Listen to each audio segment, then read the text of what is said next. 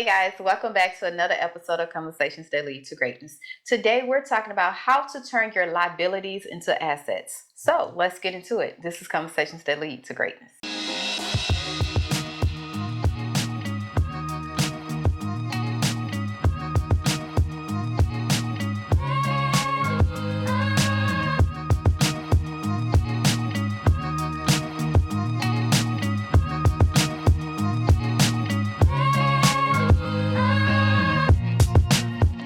My name is Akeisha Smith. And I'm Lester Smith. And welcome back to our podcast where we educate, motivate, and inspire you to break free of your limiting mindsets in marriage, faith, and finance that hinders your ability to create the life you desire, okay? Mm-hmm. Now we're talking about assets over liabilities, okay? How to turn your everyday liabilities that you have gathered and turn them into assets producing income. Did that make sense? Income producing assets. I know it. I said it in my head. That's why I said it slow. Okay, anywho. Yeah. But yeah, how to turn into income producing assets. That's what I'm here for. That's it, baby. We won. Yeah. We're one. Mm-hmm. Okay. Before we get started, if you have not already, please subscribe to our YouTube channel and thumbs up this video if you found it knowledgeable. Okay. If you found a gem, just one little piece of gem that you was like, okay, I needed one that. One little piece of gem. Praise the Lord. Piece of gem. Piece of gem. Anything. Listen. Yeah. If you found a gem, go ahead and like and thumbs up this video by hitting the thumbs up. Go ahead on like and thumbs up before you get the gem. You know, because it's gonna be because you know we about to give you some good stuff. You know what I mean? Yeah. We're gonna drop them. Please stop doing it. That's so lame. Yeah. But we're talking. That's what Barack Obama used to do. Oh my God. He just dropped. All right, he just dropped, and they was like. And everybody just. The black came out. Mm-hmm. So today we're talking about turning some liabilities into assets, okay? Mm-hmm. And we're just going to share what we did and what we're still doing, and give some other ideas of what you could do. Yeah. Right? That's what we're going to do today. Yeah. You want to start? Why not? Why not? Go ahead. I just want to give you guys some ideas. Open your mind. Yeah, open your mind up to something new. I remember hearing about this is not something we did, but I know it's relevant in the industry. People rent their bags out. Rent their bags, Louis Vuitton bags, Prada bags, Gucci bags, whatever. All them bags, them designer bags. I want to say it's rentmybag.com or something like that. They got several websites that do it, and you can rent your purses out. Rent your purses out on there, and not just purses. They got backpacks and all kind of stuff on there. Designer stuff.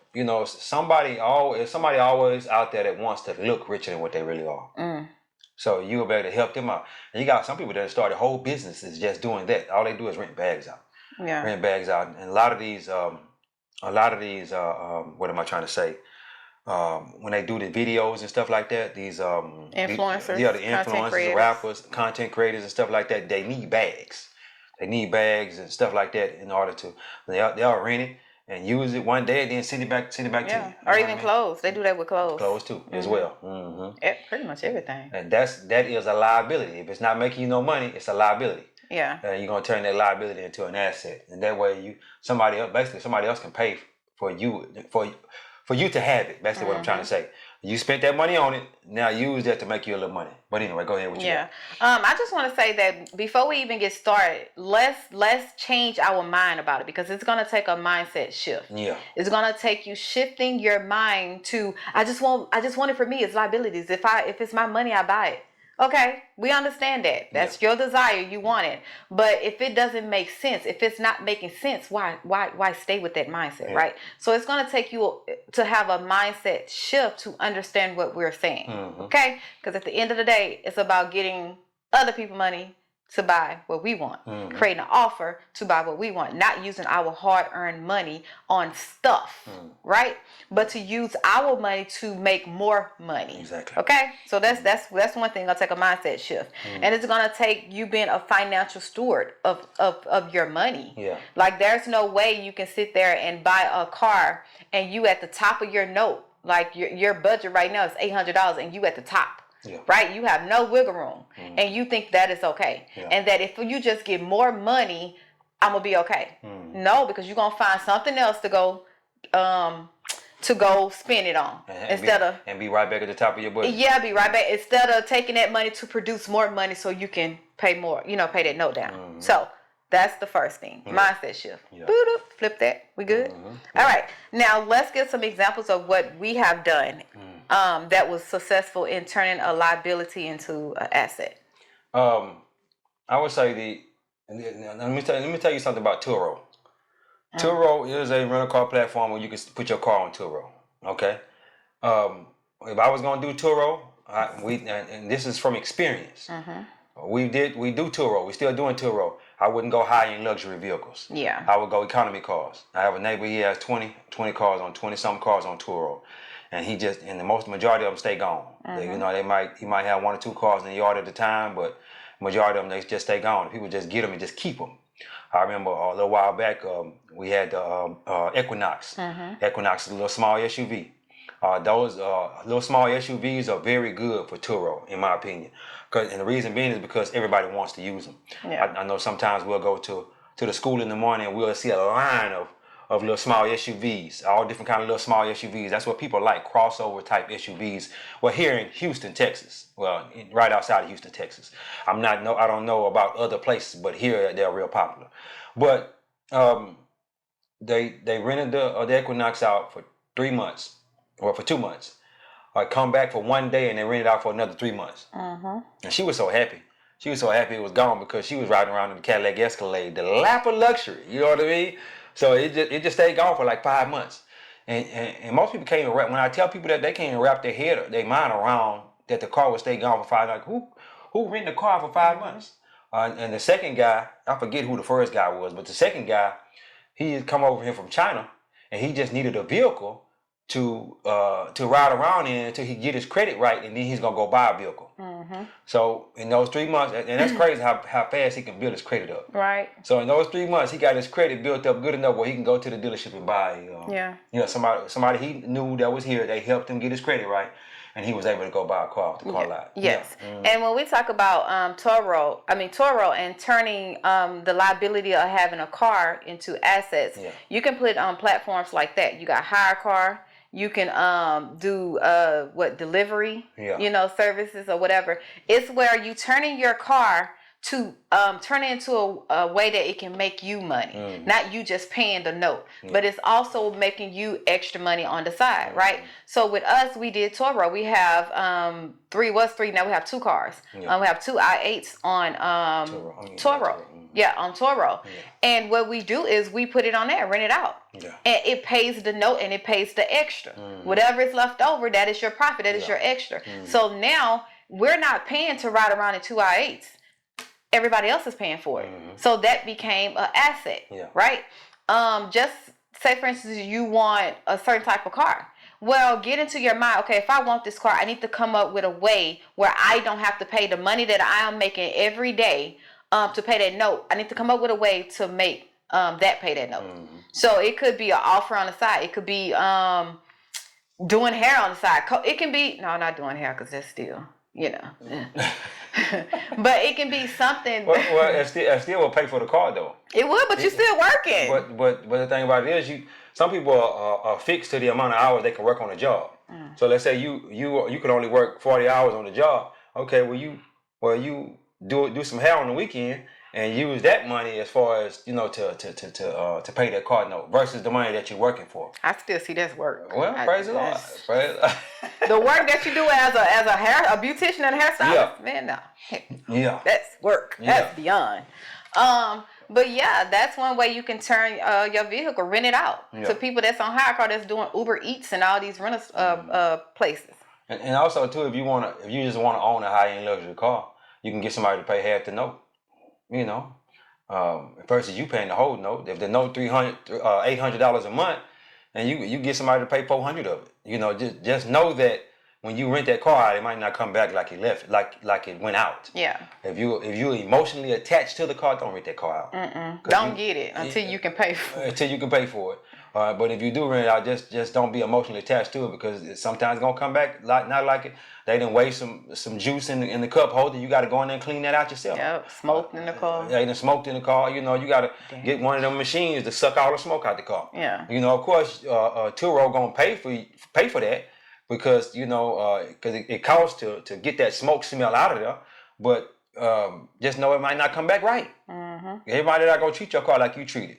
So if you emotionally attached to it, don't rent your car on Turo. Yeah. Yeah. Another thing that we did is we got rental properties. We have some that have clients, tenant in them, and then we have 3 of them has Airbnbs. Yeah. So what we did, you want to go on there? I want me to talk about. Well, you can talk about Okay. Airbnb.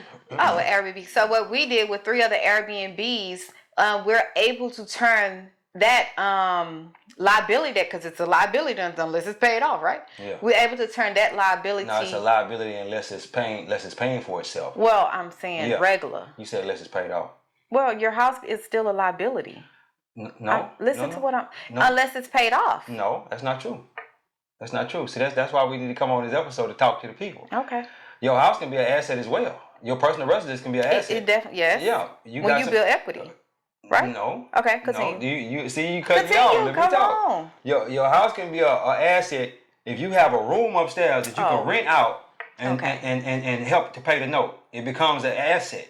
Well, we ain't there yet. Yeah. I got you. Yeah, that's another form of Airbnb as well. Yes. You know what I mean? Yeah. So you can't look at it. It's an asset if you don't have it's not making any money. So what I was referring to is just regular, just a mortgage regular. We're talking about regular people trying to find because a lot of people think, oh, I just want a house. I want a house that's going to be an asset. Yeah. It's not. No, it's not. Like if you only paying mortgage and nothing is paying you back into that, it's not an asset. It's a liability. Let me explain what we mean when we say that. Liabilities take money out of your pocket. An asset puts money in your pocket. Yeah. So your personal home is a liability, and the reason it's a liability is because it's taking money out of your pocket monthly. And the reason we say that is because you have to pay for the yard to be cut.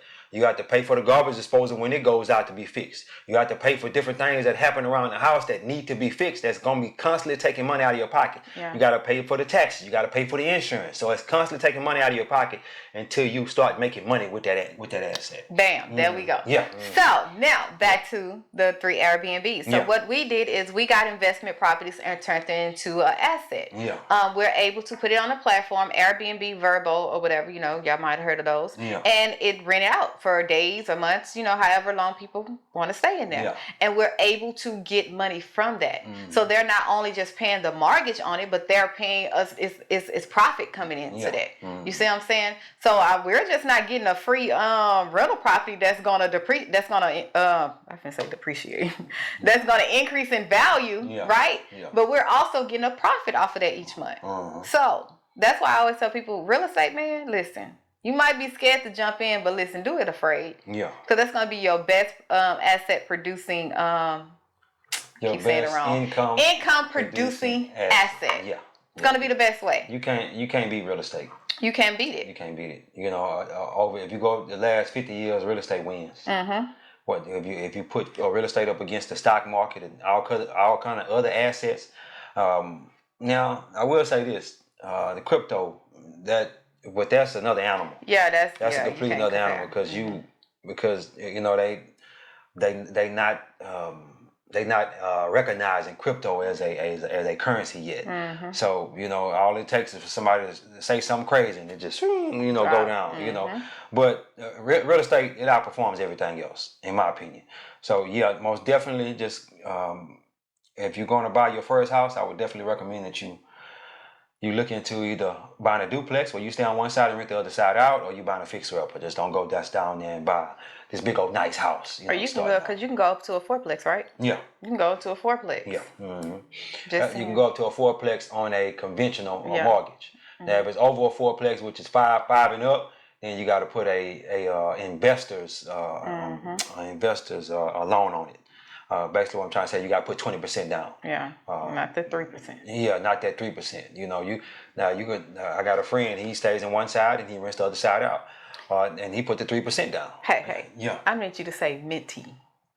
Cause you mentor in that. Yeah, well, you know, He's a mentee. yeah, He's he's a mentee in the mentorship. I'm So just saying. let That me, lets you know results. yeah. So you know, I'm helping him to get results. You know, and he ain't gonna be the last one. It's gonna be more. But yeah, he stays in one side, rents the other side out, and what he's gonna do, he's gonna be fixing that one side up because he bought it. It was old, it's an older model duplex. So he's gonna be fixing the inside up as he's staying there, and then go get another one and do the same thing. Yeah. You know what I mean? And then stay in that one while he's fixing it up. And while he's the one that he leaves, he can what am I trying to say? The rent can go up because he fixed it up on that one side. And then when that tenant moves out the other side, he goes in there and fix that up, and then rent that side out and get them both up to. Or let's say he's at $1,000 right now, and he need to get it up to $1,300 or $1,400. Well, by him going there and fixing it up, he can get $1,300 to $1,400 a month now. Yeah. You know what I mean? So yeah. Yeah. So it's all about leveraging your debt. Like find a way to leverage your debt. That's the whole thing. Don't just think debt is like once you get in debt and that's it. That's what I got to pay it off. No. Get out of debt as quick as possible and use your debt to leverage to it produce you more income. Like we can talk about student loans. Like you got student loans and you paying that. That's taken out of your pocket, right?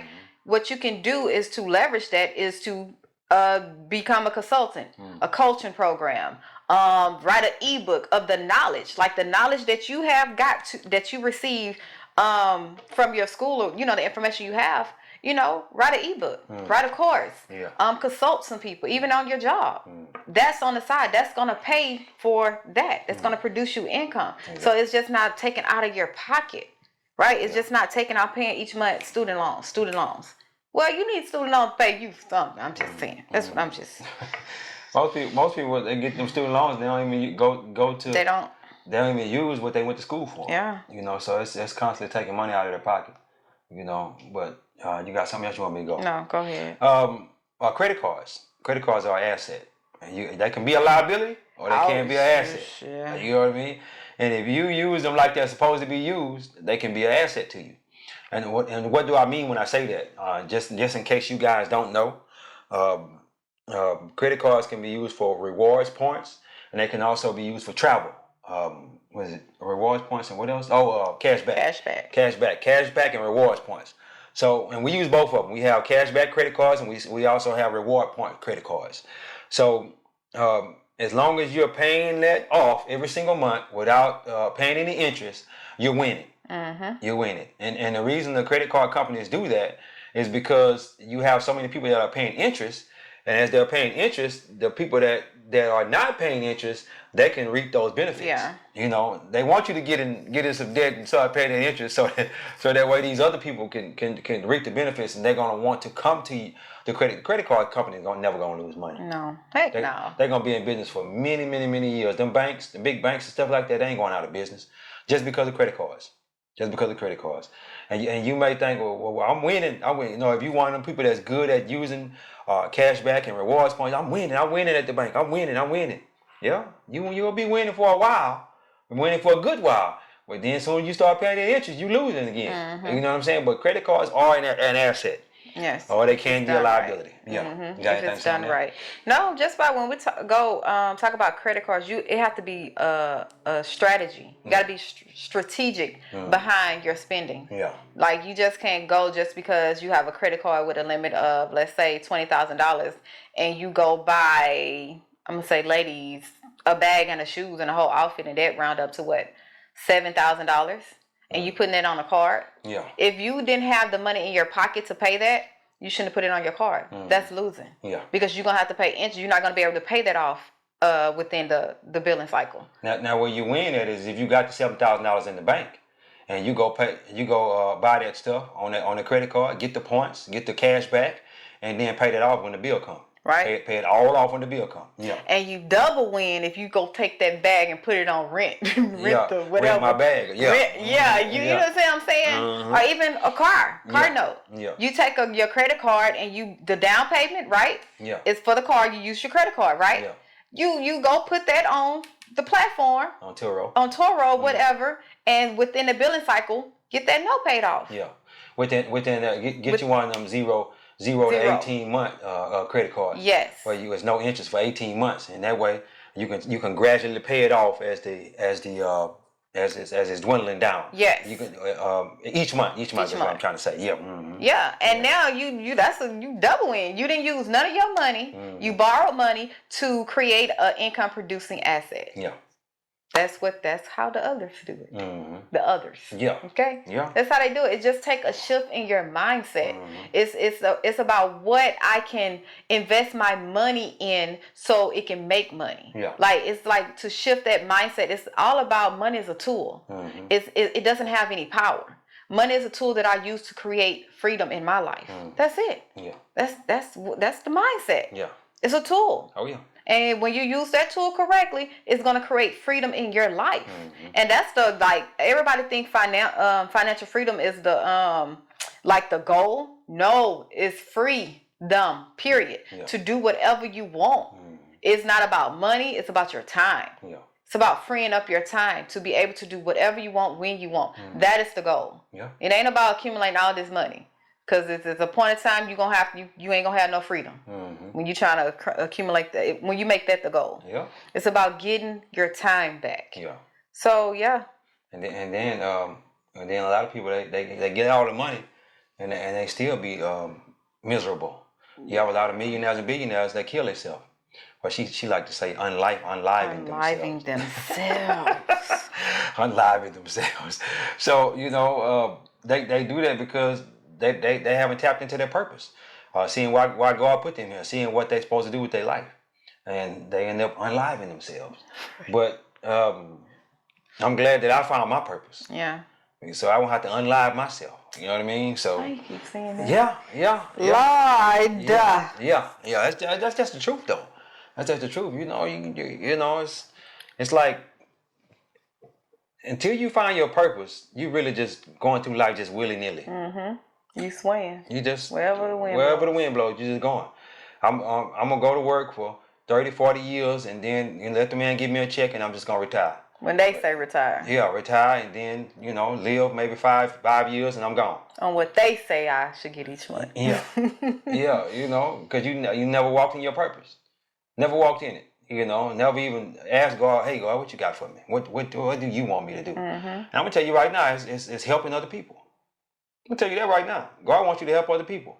That's just period and point blank. Love everybody like you love yourself. Would you want somebody to give you some information? Would you want somebody to share some different things with you? Well, that's what God wants you to do. You just sit back and think about that. Don't put no other God before Him, and love everybody like you love yourself, and put that into your business, into your purpose. And ride that out. Ride the wave. Ride the wave. Yeah. What you got? That was all on my list. Okay. Oh, one more tip. Yeah. So listen, if any expense that you have isn't serving you, isn't bettering you, isn't growing you, cut it out. And take that money and invest it in something that will.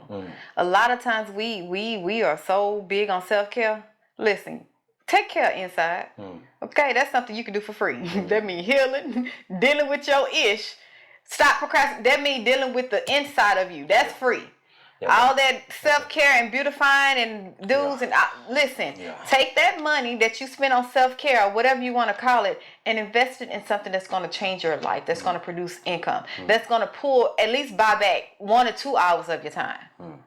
At least. I need to buy back a week. But I'm just at least a week, a month. I mean, start small. Yeah. Take that and invest it in something that's already producing. Investment in stocks, bonds, mutual funds. Like, invest that money. Stop using that expense and it's not catapulting you to your next level. You just think you deserve it. No, what you deserve is your time back. That's what you deserve. Okay. Again, it takes a shift in mindset. It takes that. A lot of people is gonna be like, well, I deserve.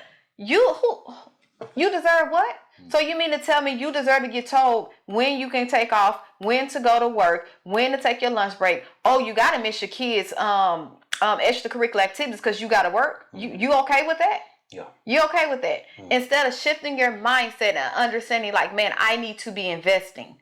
I need to invest in myself so I can make more money to invest in other things to make me more money so I can buy back my time. So now no one can take time from me. I'm not working for $1. The dollar is working for me. You know this song about D1? Working for the nana. Yeah. Something worked for me. She just like to sing in every episode. Sorry. I'm gonna just keep saying that. Yeah. Just wanna. Yeah. Okay, that's it. That's all I had to say. Yeah. And I'm always getting, by me being financially savvy and these things, being pretty smart with the business decisions that I make. And most people always asking me, what should I invest my money in? Yourself. Yeah, part. That's your biggest payoff. Yourself. Invest your money in yourself. If I would tell you anything to invest your money in, you say I got an extra $50,000 that I want to invest. Invest a whole 50 in yourself. And if you don't want to go to that extreme, do 25. Do 25 and then put the other 25 up to be able to, when you do find out what that thing is that you want to do, you can put that 25 into the business that you're going to start or something of that nature. But invest in yourself. Invest in your education. And you can start investing in yourself by coming to see me, because I am a mentor. I am a mentor. Go on addicted2greatness.com, addicted2greatness.com, and check that out. The link will be in the description. Yes, indeed. Yeah, but most definitely invest in yourself, man. Invest in yourself. Like I say, they always asking me, Lester, where can I invest? Where can I? And I say, how's your education? How your education looking? Invest in yourself first. Because if you invest and you ain't educated yourself, you just made yourself a liability. That's what Robert Kiyosaki always saying. He always saying, invest in yourself. Invest in yourself. Because he said they always asking him the same question. Invest in yourself. You got to do that. Whether it be about crypto or trading in the stock market, real estate, Turo, whatever it is you want to invest in, whatever it is that you like, invest in yourself first. Because I done paid a lot of money about bumping my head against the wall and trying to learn different things. Well, that was still an investment. It was still an investment, but I could have came out a whole lot better off if I would have invested. Results. Yeah, better results if I'd have went and invested in myself first. Yeah. You know what I mean? Yeah. But guys, let me say this real quick before we go. Real quick. I remember back when back in 2010, 2011. I started selling Jordan tennis shoes. Well, actually, I was wanting to get the Jordans for myself, correct? So as I wanted to get the Jordans for myself, I'm like, how can I get the Jordans for myself and not pay for them? So I started buying extra pairs. We'll go to the mall, me and her ride around all day and buy 5 or 10 pairs, 15 pairs. And it turned into a whole business. Turned into a whole business. Ended up making $120,000, $140,000 that year selling Jordans. Okay. Damn, but it was a grind. Yeah, it was a grind. You got to ride around and this and that. But guess what? Stand in line. But guess what? When in 2020, when I started doing my research and finding out how to alleviate the tax burden and stuff and everything said real estate, I started selling I had 250 pair of shoes at one time. You literally. And so I started selling off all them shoes and go buy a house with that money. That part. You know what I mean? So that was a liability. The shoes was a liability, and I turned them into an asset. You understand that? Think about that. I turned the shoes that was a liability, because they just sit in the closet, withering away, going bad. I turned them into a liability. It's reduce and reinvest. Yeah. Reduce your lifestyle. If whatever is in your life is not working, reduce it down. Take that money, invest into something that will make. It was working. It was working for me to look good. It wasn't working because you couldn't wear no 250. Listen, y'all. When I tell you, over half of those shoes was never touched. Yeah, they were never brand new. Touched. And majority of them, I got more for them than I paid for them. Yes. Because people. Let me tell you something about people in Jordans. They'll wear them Jordans and they'll go back to the time when they had them Jordans. They'll be like, I had that pair. I want to get that. You know what I'm saying? They'll come pay that $300-$400 like it ain't nothing. You know what I mean?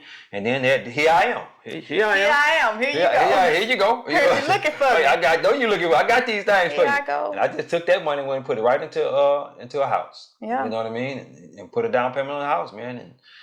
And that house is still with us right now today. You know what I mean? So, yeah. And because I want you to ask yourself this, how can I make what I already